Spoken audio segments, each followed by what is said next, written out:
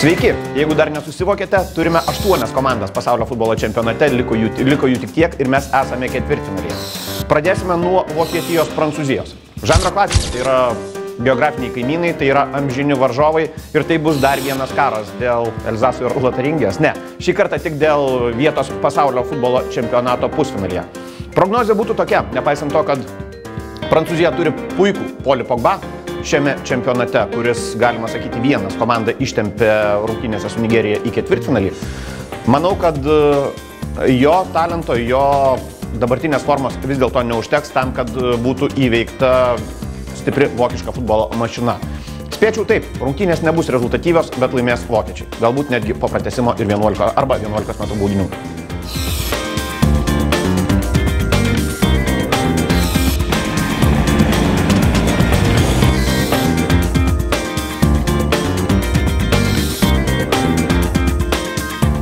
Labas, šiandien mes suskaisti žiūrėsime intriguojančią akistatą Prancūziją prieš vokiečius.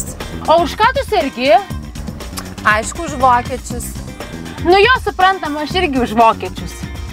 Tu pagalvok, kaip aš galėčiau sirgti už prancūzus. Tada turėčiau persiusti kokį Citroeną ar Peugeot.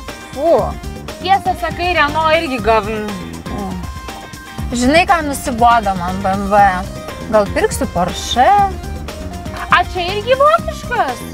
Klausyk, tai gal man už Vokietiją irgi pastatyti? O, tai naujų ratų išloštume.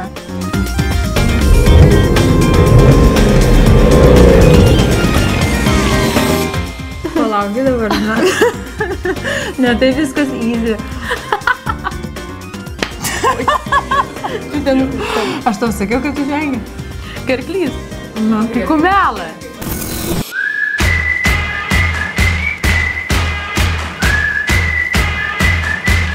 Lažybos gyvai orangulas.lt